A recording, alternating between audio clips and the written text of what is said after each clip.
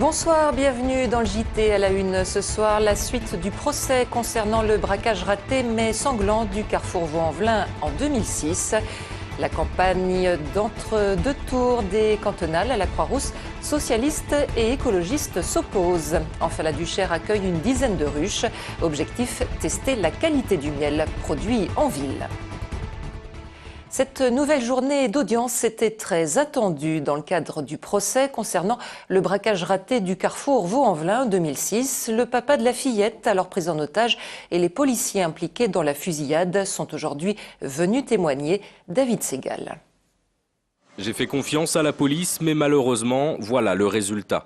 Michel Farazzano, le père de la fillette prise en otage et blessé par balle le 24 juin 2006, émet des doutes sur l'intervention de la police. Aujourd'hui encore, il accable les fonctionnaires présents au moment des faits, plus que les auteurs du braquage. Par rapport aux policiers, il y a vraiment une volonté de savoir pourquoi il y a eu des tirs et pourquoi l'action n'a pas été modérée à un moment donné. L'enjeu, c'est de bien faire apparaître qui sont les assassins dans ce dossier. Et les assassins, c'est évident, même s'ils ont été couverts jusqu'à présent par la justice, ce sont les policiers. Des policiers soupçonnés donc tout d'abord d'avoir confondu le père avec un braqueur, puis d'avoir ouvert le feu sur les malfaiteurs en présence de l'enfant.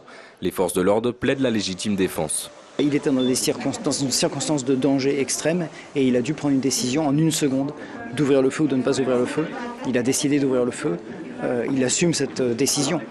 Jamais il n'a vu un bébé, évidemment, jamais il n'a vu un couffin. Et s'il avait vu un bébé, peut-être aurait-il hésité. Ce soir, l'officier de police qui a ouvert le feu pendant la fusillade, tuant sur le coup Younes Fedlaoui, un des malfaiteurs, et blessant Gina, âgée alors de 4 mois, sera entendu par la cour d'assises de Lyon.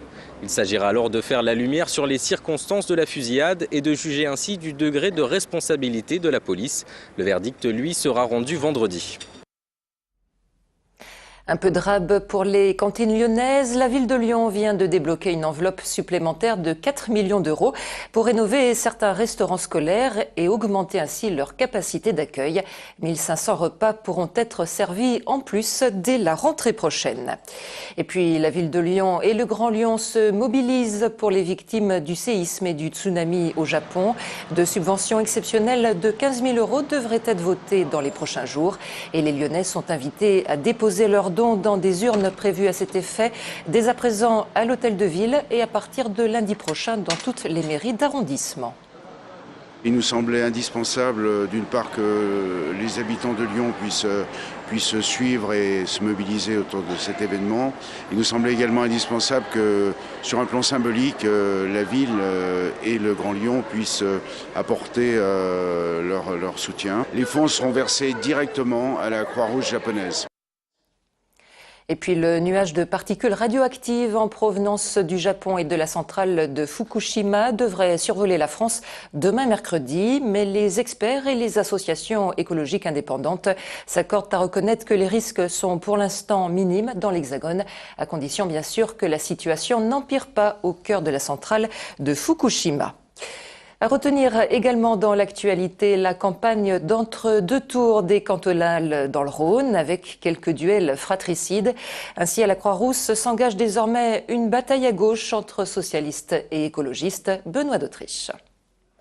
Ce sera donc un duel à gauche à la Croix-Rousse. Dominique Bollier, le socialiste, contre Raymond Poncet d'Europe Écologie, deuxième du premier tour. Une situation très particulière pour Dominique Bollier qui ne peut plus se poser en rassembleur de la gauche et qui met donc l'accent sur son mandat de maire du 4e arrondissement.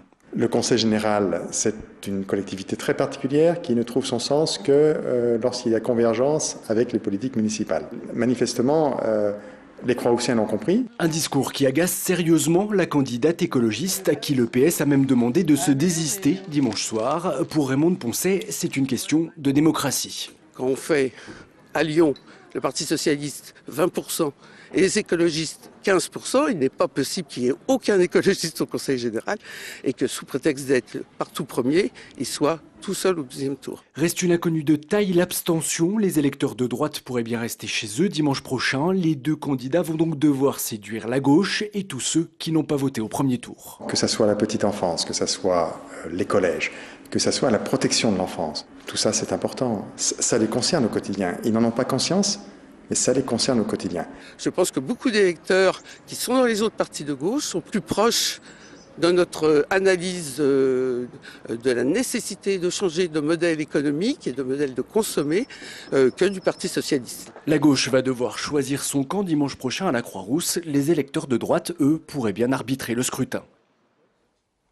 Le prix de l'eau à Lyon reste cher. Selon une étude réalisée par un cabinet de conseil aux collectivités, les factures des Lyonnais sont les 3e plus élevées en France. En cause, non pas le prix du mètre cube, mais ceux de l'abonnement et des charges d'assainissement. Petite visite pédagogique cet après-midi sur le chantier du tunnel de la Croix-Rousse. Les enfants de l'école Sermet, située juste à côté de l'entrée du tunnel, côté Rhône, ont eu droit à une leçon de choses un peu particulière. Au programme notamment le pourquoi d'un nouveau tube sous la colline et la présentation des différentes techniques employées sur le chantier. J'ai vu un trou et plein de machines. Le monsieur qui était avec nous, il s'occupait ils s'occupaient des explosions un peu. Dans leur classe, dans leur école, ils entendent les vibrations. Il y a eu les premiers tirs la semaine dernière. Il y en a beaucoup qui habitent autour, donc ils savent qu'il se passe quelque chose. Ils en ont une connaissance et là, ils viennent voir sur site qu'est-ce qui se passe réellement, voir les machines, voir les professionnels qui travaillent avec ces machines-là. Direction à présent le plateau de la Duchère où l'association Naturama vient d'installer une dizaine de ruches. Objectif, tester la qualité du miel produit en ville et détecter ainsi toutes les formes de pollution. Jean-Marc Roffat.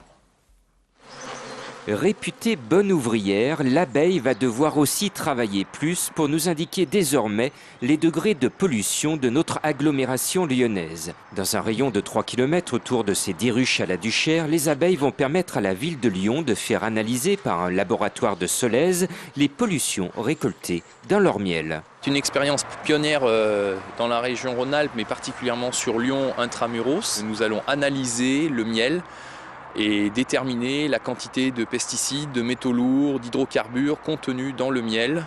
Cette étude, partie pour durer 10 ans, est financée par la ville de Lyon et la fondation Nicolas Hulot. Elle n'est pas sans risque pour les abeilles, puisque certaines vont mourir au champ d'honneur. On s'attend à de la mortalité, ce sont des abeilles sentinelles, ce sont les abeilles qui sont en première ligne. On s'attend à 2 ruches de mortes à la fin de l'année. Véritable bioindicateur, les abeilles vont nous alerter sur nos pollutions urbaines, ce qui permettra dans le futur de changer certains comportements publics, mais aussi privés. Utiliser à bon escient sa voiture, essayer de ne pas traiter son jardin quand on en a un, même sur sa terrasse de balcon.